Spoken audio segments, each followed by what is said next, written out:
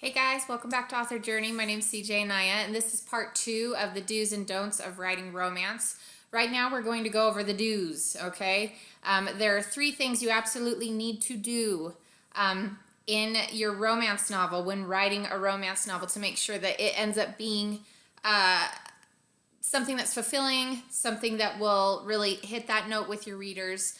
And there are going to be other things that I will discuss because now that I've mentioned creating an online course, I've had people say, yes, do only a romance course. So I will probably be working on that as well. But until then, here are 3 things that can help you when it comes to writing your romance. You can get started on, you can start developing, okay? So the first thing is an emotional connection between the characters. And I talked a little bit about how the don'ts of this are no physical, like don't focus so much on the physical aspects of it. An emotional connection between your characters is going to be a lot more fulfilling for your readers. They can't just be really attractive, okay? Lust does not build a connection. And while I appreciate those romances that will let us know about the girl's long, gorgeous blonde hair and her huge chest and her, like her gorgeous willowy figure, I don't know. Like, it's great to put that in there. And obviously we need to know what these people look like. But lust does not build an emotional connection. There are plenty of men out there that I am attracted to. And there were plenty of men that I was attracted to before I met my husband. That didn't mean that I wanted to go out and date them or marry them or honestly have anything to do with them, because personality-wise, it just wasn't there. Emotionally, that was not there for me. Okay, so there needs to be that emotional connection that makes it so that it makes sense. It makes sense that these people are together.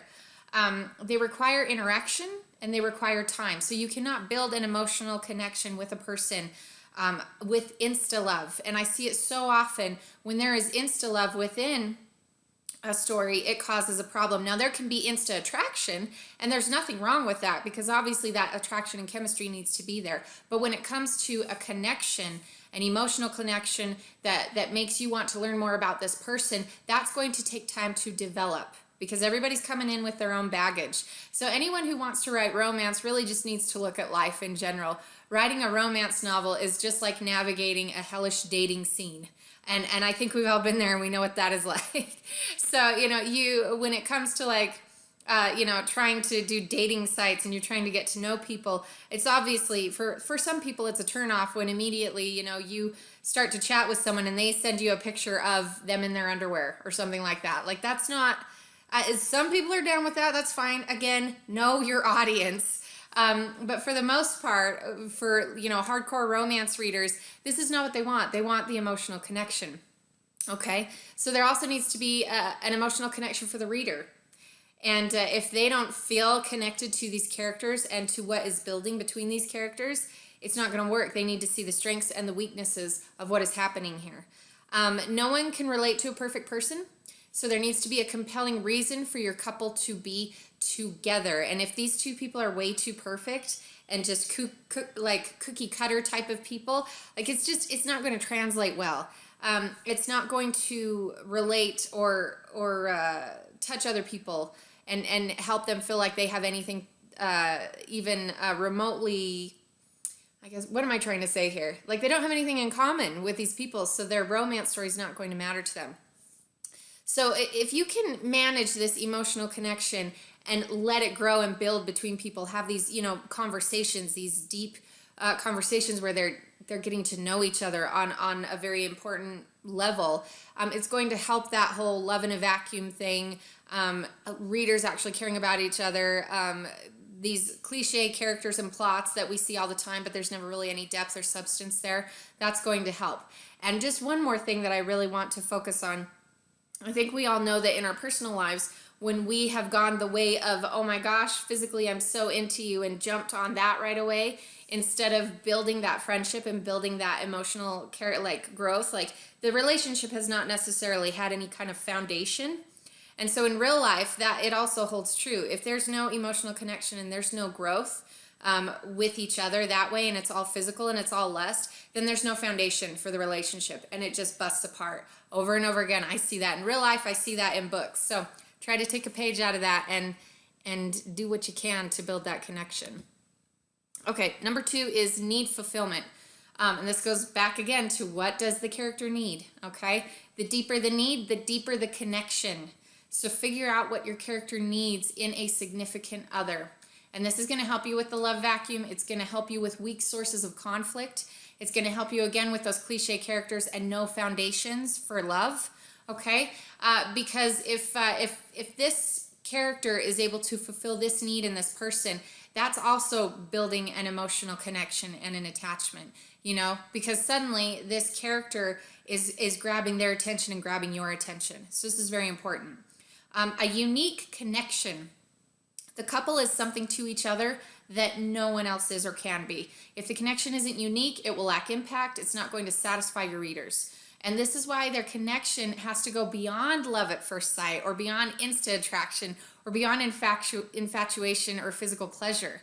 Okay, this helps with poor reasons for miscommunication or no communication, which I see a lot. Like a lot of times these characters will have some kind of conflict and they don't communicate, or the miscommunication is poor and it's unfounded, and you're just kind of like, all they had to do was talk about it. And so there needs to be like a compelling reason for them to not be discussing something.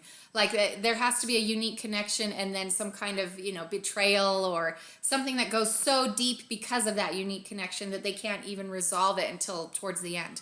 Okay. And it's also going to help with that romantic tension. Now in the healer, as far as a unique connection went, for Ty and Hope, they were to each other that nobody else could be for them. You know, Ty was the only one that could help her ascend and become a Cami, become who she needed to be. He was the only one who could do that. And he was the only one who could help her heal the veil, which was essentially what she had to do.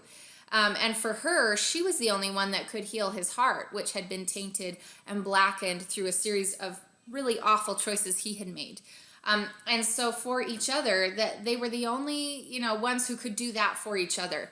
All of these needs that were very deeply rooted could only be fulfilled through each other. And so that unique connection made it so that it became more of an epic adventure and more of an epic love story, and that development slowly grew and slowly built. And then every interaction they had built upon each other. And that's what you need to do in your story. These unique connections need to have so much depth and validation, because it's not going to come across the page if it doesn't. Your readers are not stupid. They they understand, you know, what it's going to take to do that. So just make sure that you incorporate at least these 3 things in it. These are really the fundamentals of what it is, because it's all emotional. And I think reading is very emotional, and taking people on that journey is very emotional. And romance, although some people might say that romance is easy to write, I would disagree. After having dabbled in a little bit of these different genres, I would say that romance is super difficult to write, because you don't have a ton of things going on. There's not a ton of different subplots or plot layers going on generally with just a straight romance. You are dealing with relationships. And it's like, can you create a scene where the dialogue is really gripping, where these 2 people are talking and working things through, and it may seem like there's not much going on, but there really is a lot going on. These people are coming together and learning about each other. That's hard to do. It's hard to do when you're used to things that explode and trying to make things explode. You know, action adventure is also really hard to write as well, but this takes a different tack. You know, you got to be subtle. You got to bring the tension in. And then you've got to know when to really, you know, bring it out and bring that payout and help people feel fulfilled towards the end. So, to all of you romance writers, I commend you for choosing this genre, and I hope that some of these tips have helped you. If you have any questions, email me. If you liked this, you thought it was helpful, please like, subscribe. And you know, look below. Obviously, the same resources that I had in the first video, part 1 of this, I will have here as well. I hope this helped you. We'll talk to you guys later. Bye-bye.